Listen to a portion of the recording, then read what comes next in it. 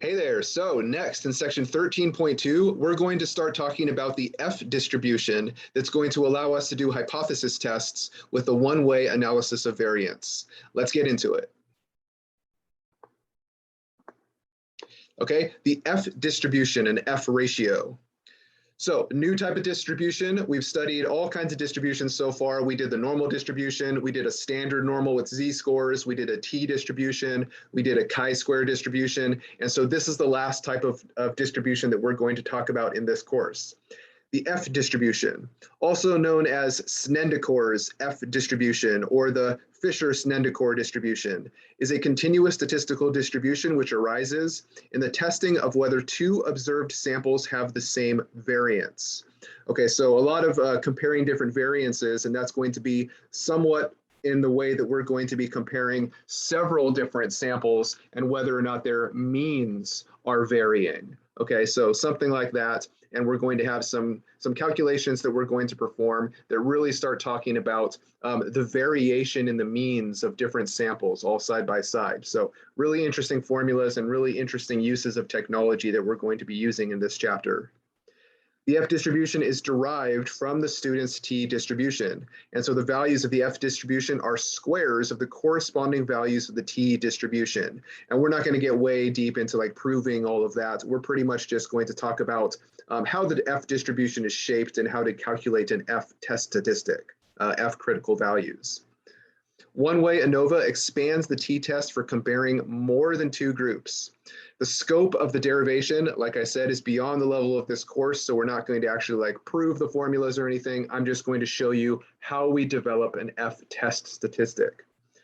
It is preferable to use ANOVA when there are more than two groups instead of performing pairwise t-tests, just comparing two columns of data at a time side by side over and over, because performing multiple tests introduce the likelihood of making a type 1 error.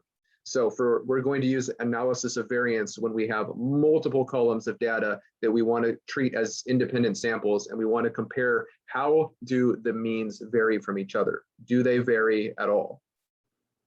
The basic idea in a one-way ANOVA is to determine if the sample data could come from populations with the same mean mu, or if the sample data suggests that at least one sample comes from a population whose mean is different from the others. And so to make this decision, we compare the variability among the sample means to the variability within each sample. So there's going to be like a within variability that we want to check, and then a between, among variability that we want to check. Okay, and so the calculations, they do get kind of cumbersome, but we'll break it down step by step.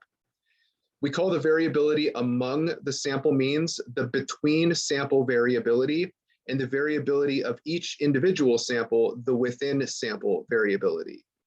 If the between sample variability is large relative to the within sample variability, we have evidence to suggest that the samples come from populations with different means. So that's the background information. Now let's get into the way that we would actually calculate those different types of variabilities. The F ratio is the test statistic used in a one-way analysis of variance, and calculating the F ratio does require a lot of information. Okay, so let's break it down. We've got some kind of fancy looking formulas there, but really this big capital sigma, remember that's just the summation notation. So it's just adding up a whole bunch of different things and combining them, adding up a bunch of squares and that kind of stuff. So I'll do an example where I actually do all of these formulas by hand, just so that we can see what's going on in the background. Okay, so K, that's the number of different groups, okay, or the number of different samples. N sub I, that's the size of the ith group. Okay, so it's like how many elements are in any given one of your samples. Okay, so you could have a sample of 5 things, and then the next sample has 7 things, the next sample has 3 things. Okay, each one of those N sub I would be the sample size for each one of those samples. Okay, the sum of X sub I, that would be the sum of all of the values from the ith group. Okay, so from that single sample. The sum of X is the sum of all values in the entire sample. So I mean like all of the columns of data, all of the different samples combined. That would just be every single data piece added up individually. Okay, and then N, that's the total number of values combined. Okay, so the total sample size again. Okay, we're going to do a lot of sum of squares kind of stuff. And so these formulas are pretty much doing this like variance between and variance within kind of stuff to do our comparisons to see if the sample means are varying in some way. So SS, that comes down to sum of squares. And it is similar to when we were calculating variance by hand of a sample kind of a long time ago, but we're going to condense it into these formulas that are already derived for us. So the SS total, sum of squares total, and that's just going to be the sum of all of the squares of the data values minus, and then we have the sum of all of the data values and then squared. So it's important to notice the difference of those two, and I'll break it down when I do an actual example. And then for that one, you divide it by the total number of data values. Okay, and so we'll work that one out by hand the first time. SS between, the sum of squares that represents the variance, the variation among the different samples. So the SS between. And so again, kind of a crazy looking formula there, but it really is just a sum of adding up the sum of all of the data values and then squared from each individual sample divided by its individual sample size. And then minus, and then again, this part we would have already calculated from the previous section. So we don't have to do that again. Okay, and then the sum of squares within, the SS within, that's the sum of squares that represents the variation within samples that is due to chance. Okay, and that's calculated just from the previous two. SS within is going to just be the SS total minus SS between. Okay, once we have those, then we can actually do the MS, which is the mean square. And so we'll have, again, a between and within. MS between is the variance between groups, and MS within is the variance within groups. And so when we've got the SS between and the SS within from before, then we quickly get the MS between and the MS within.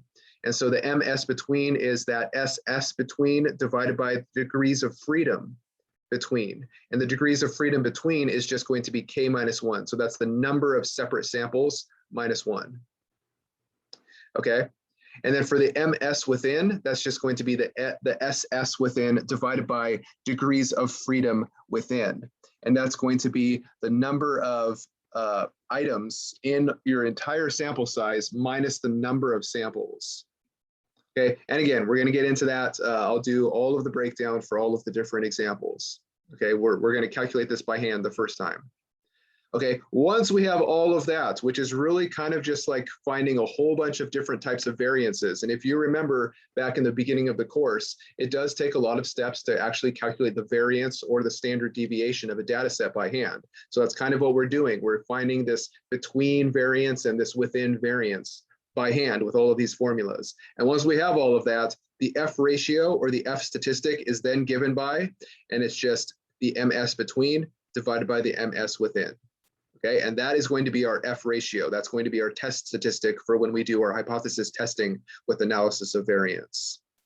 The DF between, like I said, that's the degrees of freedom for the numerator part of this fraction, and that's K minus 1. And then the DF within, the degrees of freedom within, that's the degrees of freedom for the denominator part of this fraction, and that is N minus K. Okay, the notation for the F distribution is F tilde F subscript, and then we usually write it as the degrees of freedom numerator, comma, degrees of freedom denominator. Okay, and so again, that's the degrees of freedom numerator is the degrees of freedom between, and the degrees of freedom denominator is the degrees of freedom within. Okay, and then a couple other pieces of information here that I don't think we're going to use too much, but the mean for the F distribution is mu is just the degrees of freedom denominator divided by the degrees of freedom denominator minus 2. Okay, and then data are typically put into a table for easy viewing. And a lot of times when we're using technology, we will get these tables generated for us very quickly. Okay, one way ANOVA results are often displayed in this manner by computer software. Okay, so like I said, I'm going to do one example where I actually work out all of these formulas by hand. But then moving forward, the preferred method is going to use various forms of technology. Okay, so I will show you how to do that. So in that first example, I'll make a separate video for that. But yeah, we're going to be doing this using technology for the most part. But the first one, I will work it out by hand so that if you don't have technology available, you can still work it out by hand and still get all of the same answers. Okay, but yeah, I'm going to work it out by hand, but then we're also going to show how to use the graphing calculator, various online calculators, and I'll actually show how to use Microsoft Excel because Excel does an excellent job of doing this as well.